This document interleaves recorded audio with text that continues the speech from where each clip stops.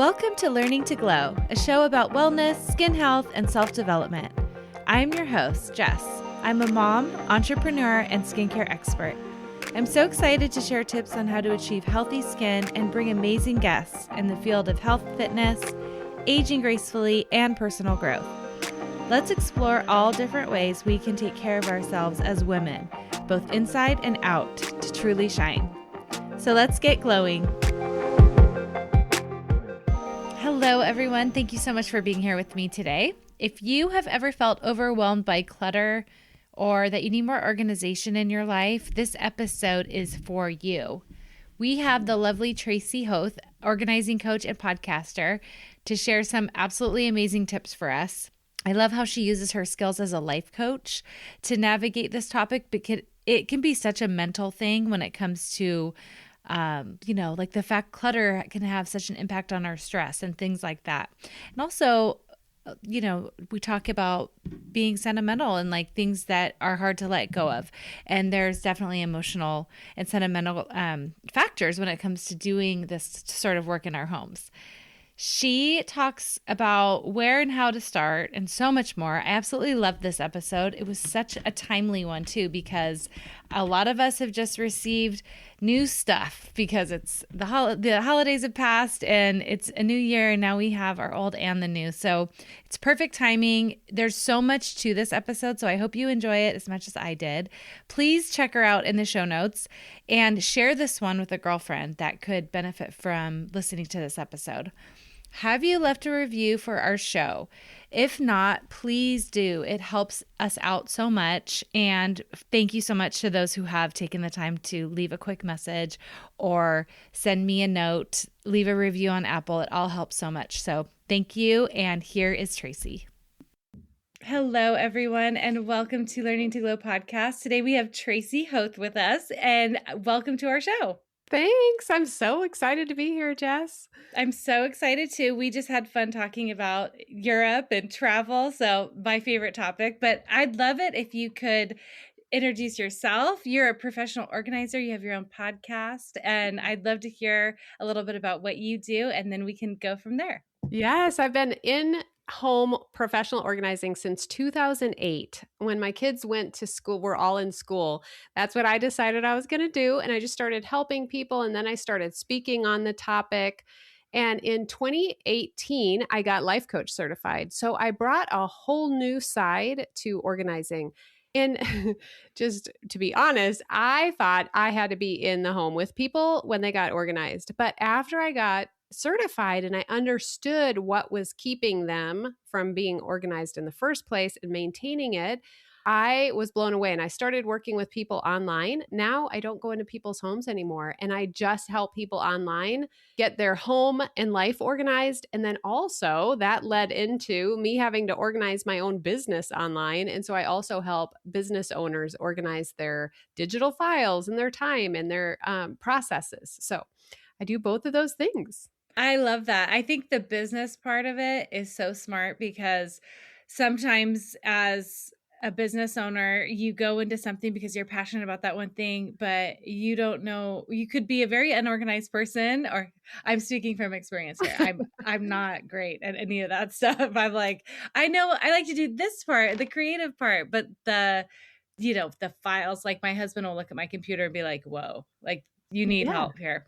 It's really overwhelming. And especially if you don't know how to do that and you go and all of a sudden you're a business owner and those things are so important. You need to have documents and everything in order. So I love that you do that as well.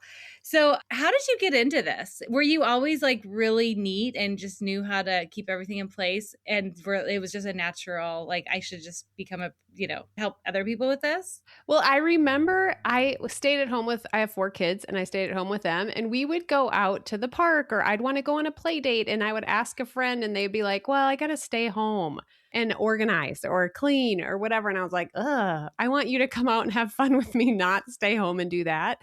And then the other thing that kind of tipped me to go in that direction is one of my youngest's best friend, her mom didn't allow anyone in their home. And I had never seen that before. I'd never heard of someone, not letting people in their home. And I thought, what is that doing to someone's life? that affects their kids. It affects the family. It affects her self-esteem that she couldn't even let anybody in her home because she was so embarrassed.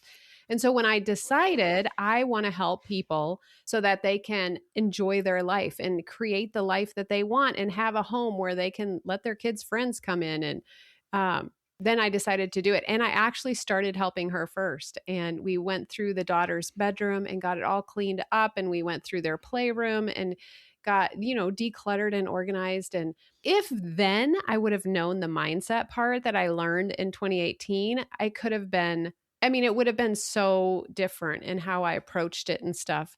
But I learned what I learned when I did. And now I combine the practical steps of organizing and the mindset part of it. I think that's so great because it's not, I'm sure you find this with people that you work with. There's obviously something emotional with a lot of people when it comes to decluttering. It's not like these are things that they are labeled maybe as special, or this was a special gift or whatever it was.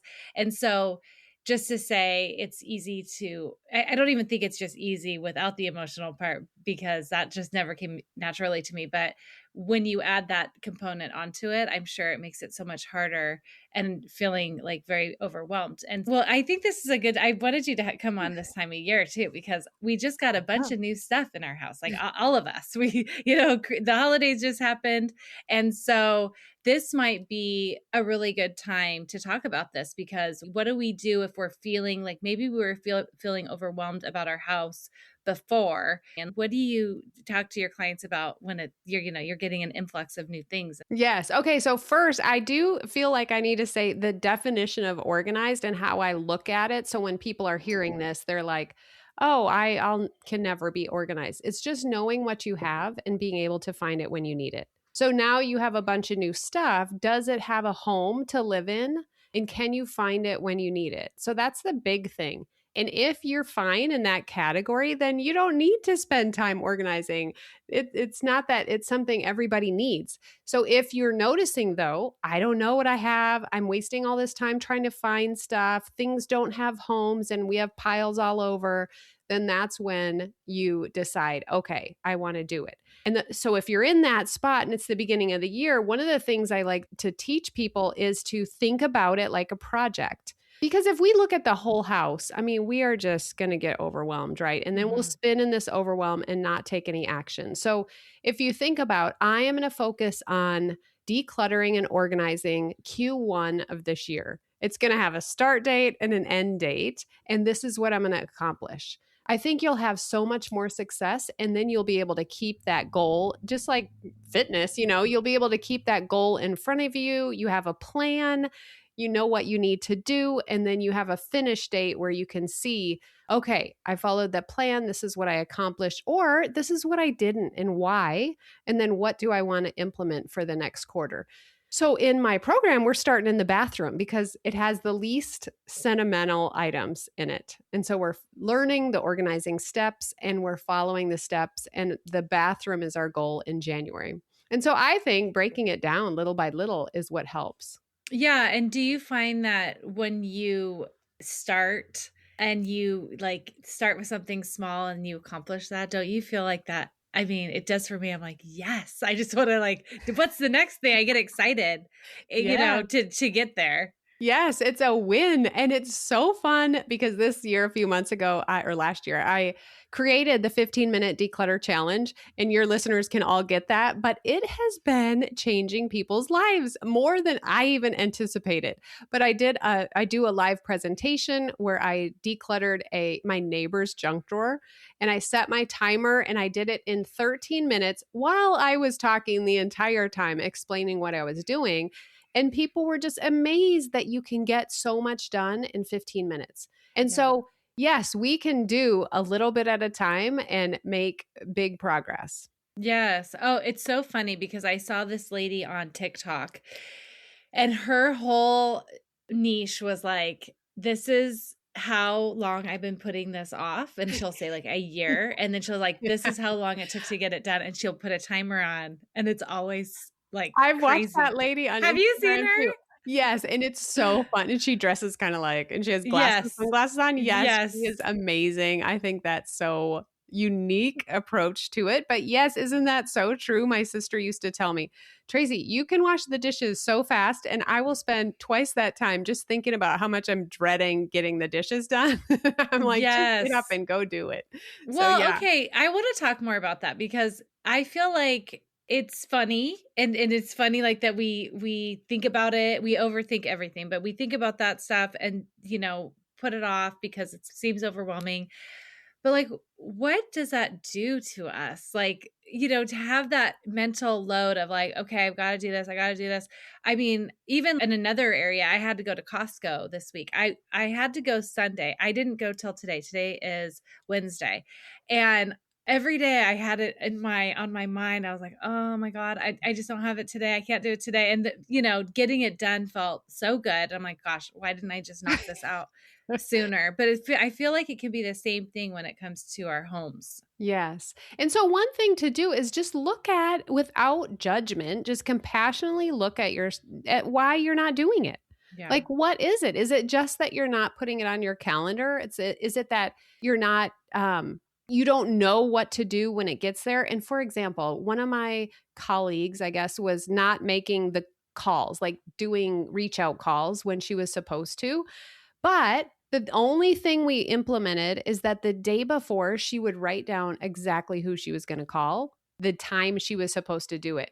And she literally was like, Tracy, it worked so good. So maybe that's what we need. We put it on our calendar, we schedule it, and then we literally write just like the first step of what we're going to do. Like we're going to sort the drawer in the kitchen, which drawer.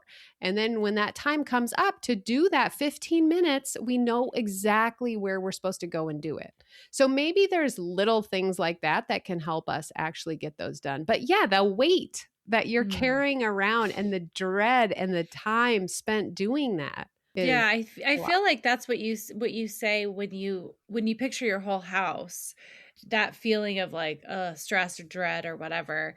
But if you're able to break it down into those little steps, how much lighter that feels and like much more doable because we're also busy. Everybody's so busy. Yes. Everybody's feeling overwhelmed as it is. But what do you think and what do you see some of the results or negative results of having a cluttered house? Like, what do you see? What do people tell you? Because I think it's a big price to pay, like mentally on your mind, on your heart, everything. Yeah. And there's studies that show that when women especially think about clutter and they think about the piles in their house, not even seeing them, just thinking about them, their cortisol levels rise. And so imagine extendedly, is that a word?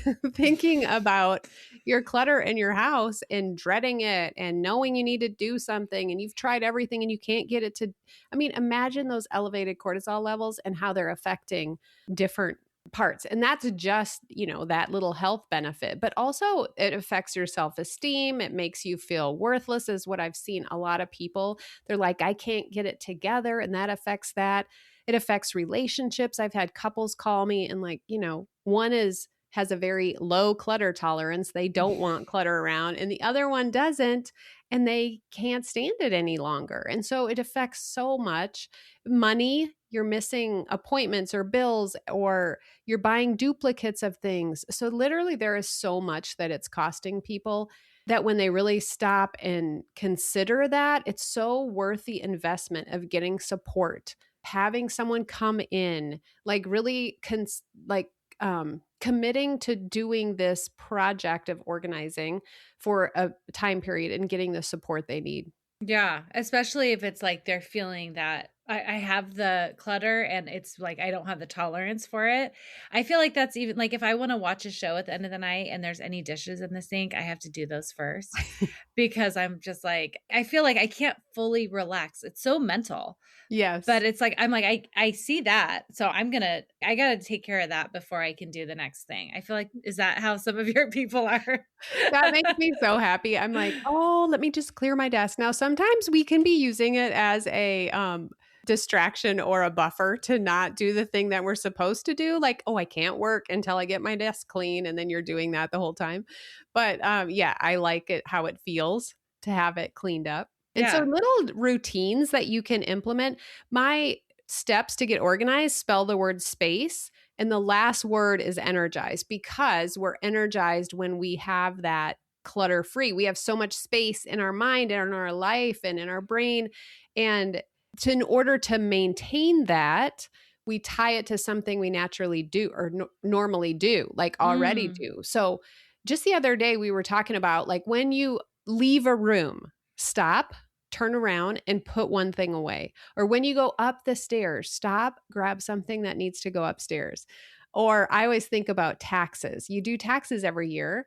When you do taxes, clean out your paper files so that they're clean for the year. And you're tying it to something you already do, so you don't have to do as much remembering and scheduling it separate.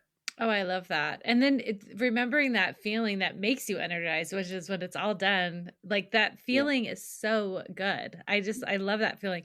I live in a house with people who have high tolerance for clutter.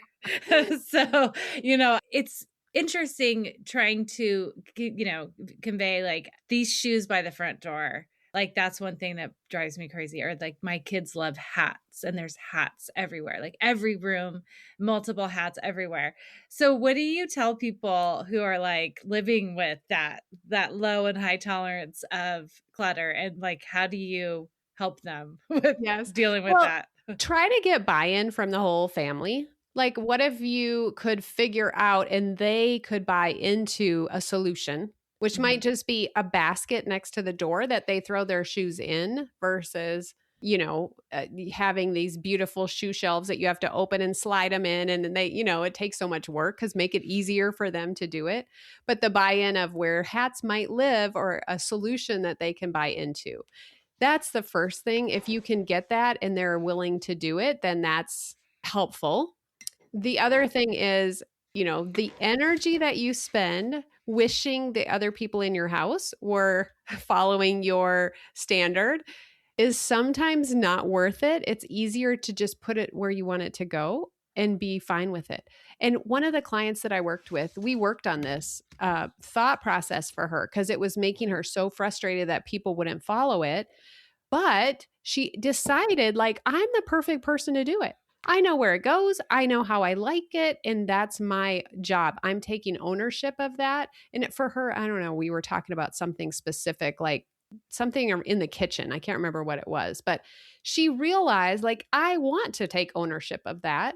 Now, to an extent, obviously, we're trying to train our kids to do, to have it the way we want. But if we're spending so much energy getting mad and being miserable because they're not following it, maybe there's something else we could do that's faster and easier, and it makes us happier. I love that answer. And I feel like that's where the life coaching experience that you have comes in, because in any area of relationship, if you are trying to pretend that somebody is different than they are, you're going to be suffering so much more.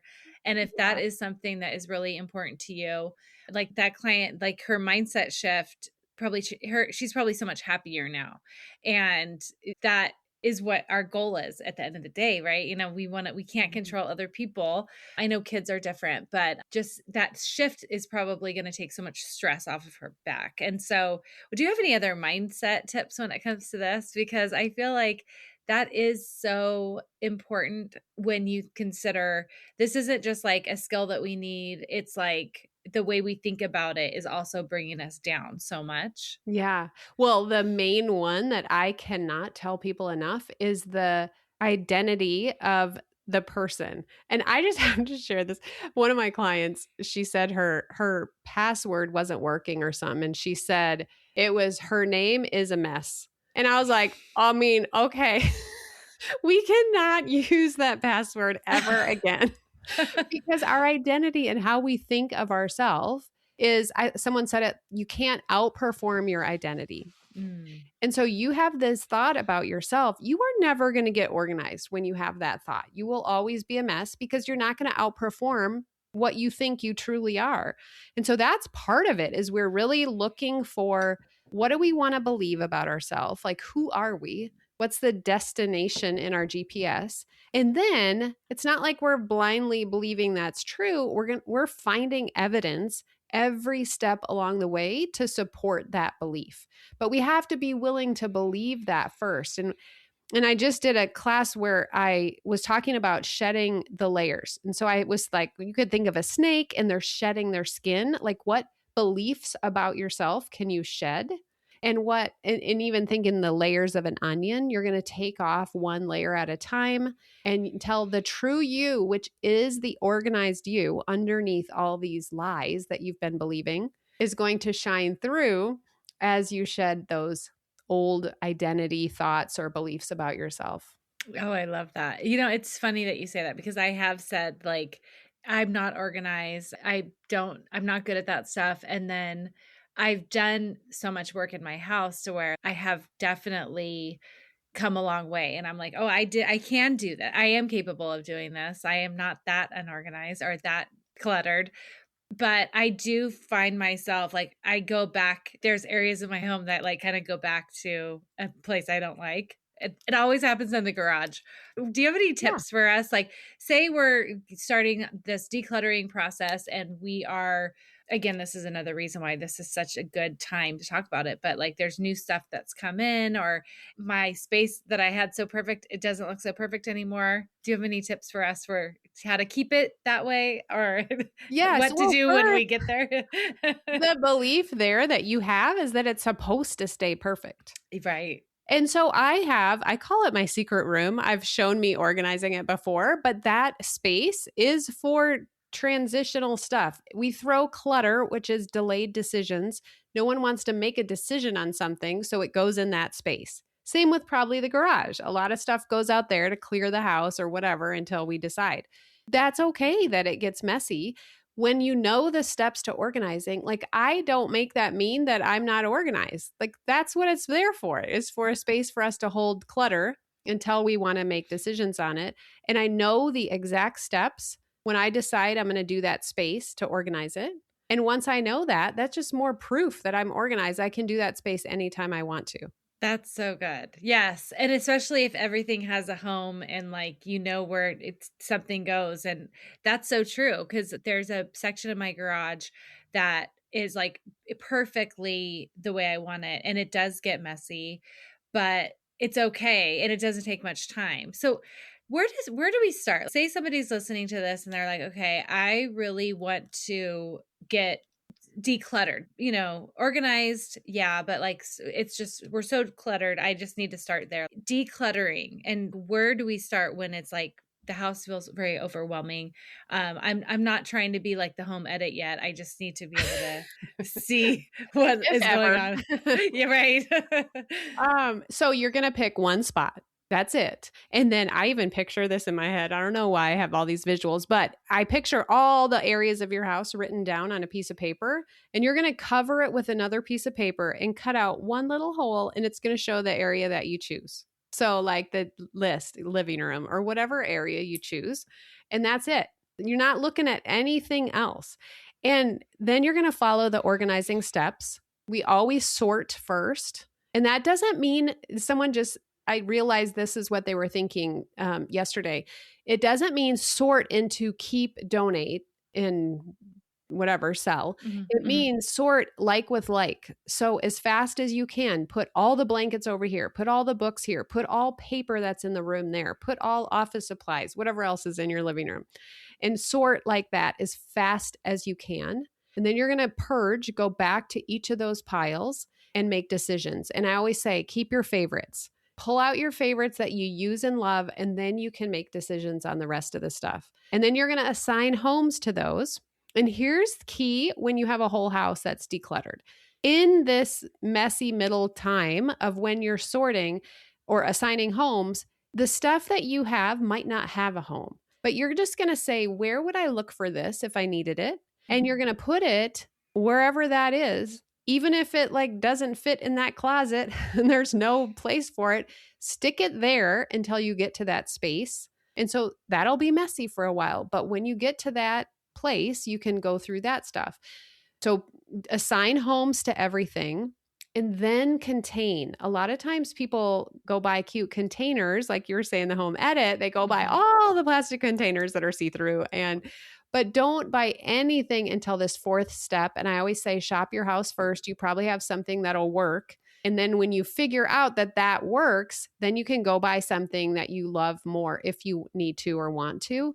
But the containing is putting it in on a bookshelf. It's maybe a shelf or a drawer or a divider or a basket, anything that contains it. And the reason we do that is to show ourselves that when that limit is reached, that's when we need to go back through the steps. So it gives us a kind of a trigger point.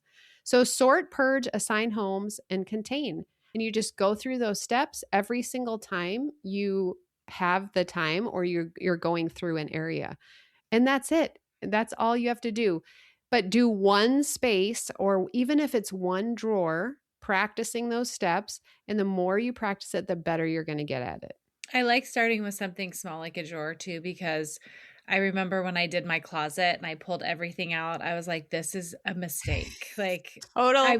when it's all everywhere, I'm like, I cannot believe I'm in this. And that was like that peak moment of discomfort. And then as things, I was like, okay, I can breathe again. I can see the floor again. It's really scary.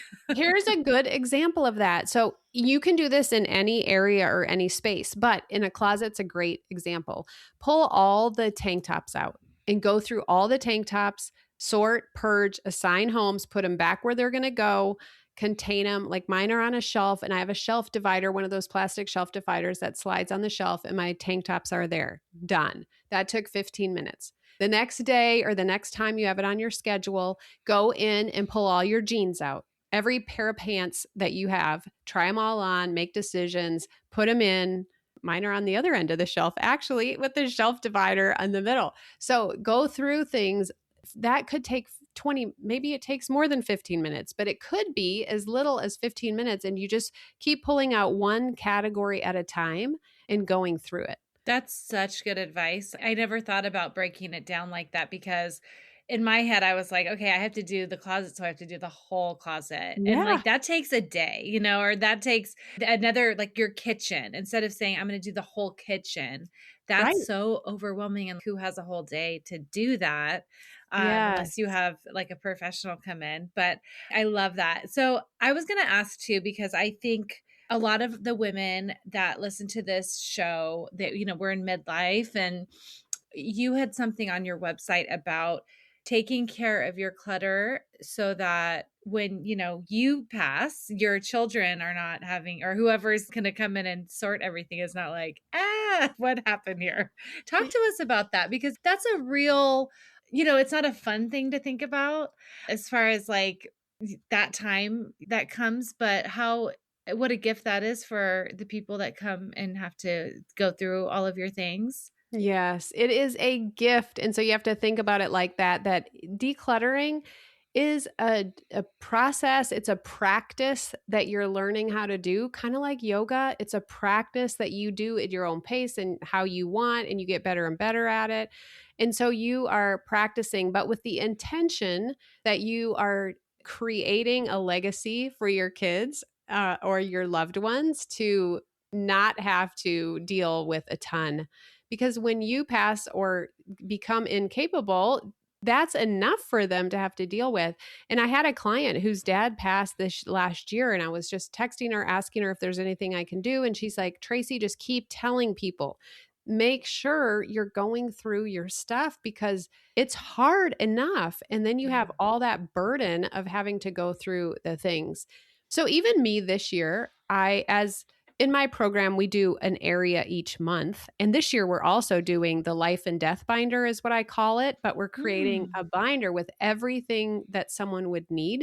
And we're just breaking it down so it's doable and having it till the end.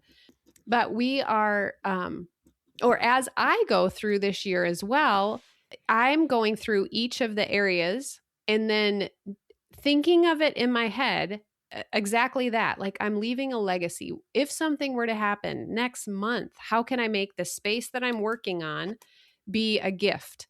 And I'm also thinking about it like I might want to sell my house. I might want to move. And if I did, I want everything to be ready. And so what would that look like? How would it look? Is it staged? I kind of want it to look staged and be gone through. And then I have to just share this one other thing. We were talking about feeling elevated in the space. like I have a favorite pen that I just found and I love it. And I only want those pens.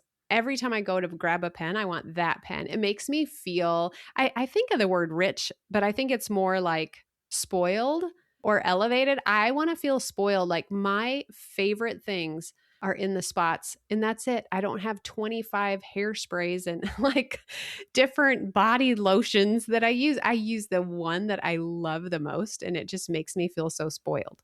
Oh, I love that. I love the life and death binder. And we just lost someone in my family last year, Oh, very recently, and it's exactly what you said. Enough sadness and with the loss, and then that other piece of it, which is like playing detective, and you want to make sure that you leave the person, your loved ones, like as much information and as much clarity and all of that that you can for them, because it's already going to be so hard. yeah. So I really love that. And oh gosh, there was one other thing I was going to ask you. Oh, I lost it. It'll come back. But as far as your program where you're working with people to get them through this, because this is not common knowledge. Oh, I remembered too what I was going to say. Having multiples of something when you Mhm. have a favorite, like why not just have that favorite? And it reminded me of I have a throw blanket that I sit in the morning. I have a chair that I sit in. And sometimes I'm like, oh, I'll just use like this other one that's not very cute or special, because the other one I'll save it for like more special, or I don't know, like I don't want to ruin it. And then I was like, no, I should pull out the one that makes me feel like the most cozy. I have it's the softest blanket. It's so pretty. It makes me feel so good. So why am I using this other one that I think is kind of ugly, to be honest? And why don't I just get rid of that and just only have my nice blanket? So it's so true. Use what you have that does make you feel like that, instead of like, oh, I'll just use this cheap pen because I have it. I don't want to waste it. I think, isn't that a common thing Yeah, too, I of don't like, wanna throw that out, it's yeah, wasteful. I right. mean, well, donate it then. Donate a bag of pens to the pen store, to the donate store or whatever. Yes, if you want to, I mean, that's just a good example, but even yeah, all those stuff under your bathroom counter, I'm thinking of that, or your raggedy, sweatshirt that you wear instead of wearing the nice one, Yeah. whatever it That's is. so true. Oh my gosh. I feel like, is that something that's pretty common? Like, what are some other common things that people, when they're decluttering, they're like, okay, that would be wasteful if I got rid of that? Or what are some other things that they say? Well, I think that I might need that. I think that's a big one. Okay. And they keep it because they might need it. And I always think, well, you might not need it.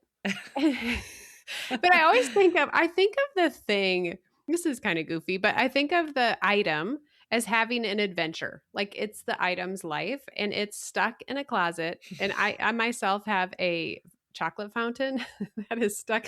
I can't wait to get to the storage room to let that go. And like it's Yeah. been stuck in there for 10 years and I haven't used it. I'm like, why do I still have that? I just want to let everything go this year that I am not using. And then that thing can move on and have an adventure in its life where it gets used. And so I keep thinking of that. Like the things are being like Toy Story, I guess. Like they're being Yes. stuck in a box when they could be living the life, or you could be Yeah. blessing someone else with it. I always think of stewardship and Yeah. how could you be blessing someone else by letting go of that? Even though, who knows, 2 years you might need it, but that's okay. For 2 years, someone else was able to use it. Or how many times have I bought something because I couldn't find that, and or forgot that I had the thing in the first place, and then Yeah. I have two, and I'm like, ah. So that's another reason to be on top, because it can be. I mean, if you don't have an inventory and it's not easy to see where everything is, it's so easy to overbuy it.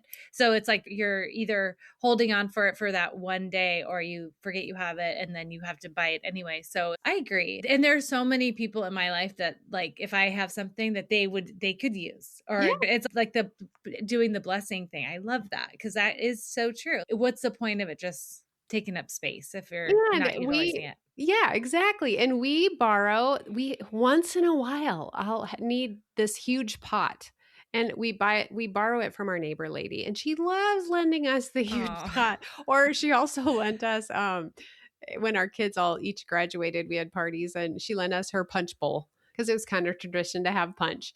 And so she lent us the punch bowl and it made her happy that she could do that for us. But it's it's just realizing that you could live this lighter life right now in the moment if you had less stuff versus thinking, I'm going to save it for one day in case I need it, and then not living the life you want in the meantime. And then here's one other thing I want to say, because this just happened to me.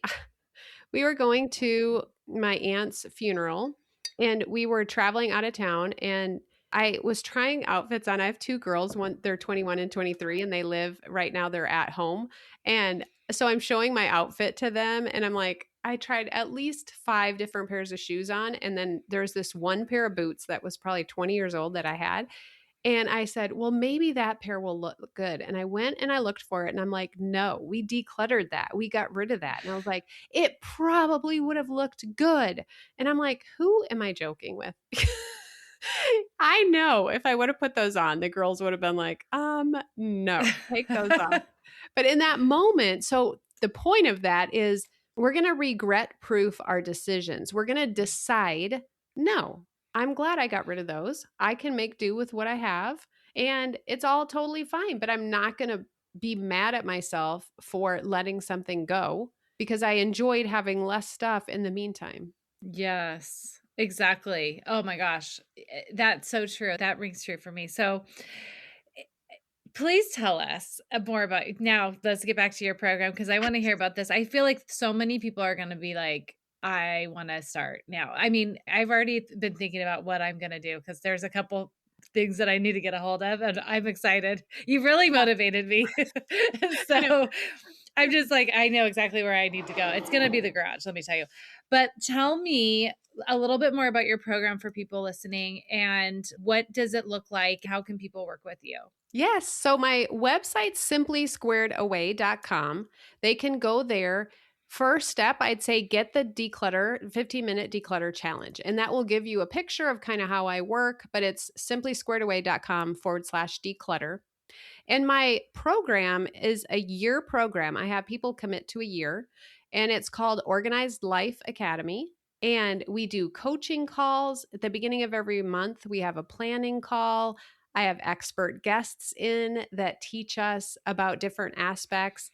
That's like fan favorite there of having these different guests in. But we work on mindset, and I map out every area that we're going to go in. Now, obviously, people, if they're working in a different area, it's totally fine, but we're planning every month. So we're practicing the skill of planning, and we plan using the same organizing steps that we use to organize our time, our stuff, our mind, everything. Those steps work for all of it. So we're practicing that, and we're practicing the mindset, and we have the support. We're coaching on what the things that are keeping us stuck. And it's just so good. And there's a community of people there that we all do that together. Oh, that's so fun. I bet there's a lot of ideas that can get interchanged that way as well. Yeah, posting before and after pictures in our community, and just seeing that being really encouraged. And they're real life pictures. They're not pictures online that are, lighted up with everything in color coded order.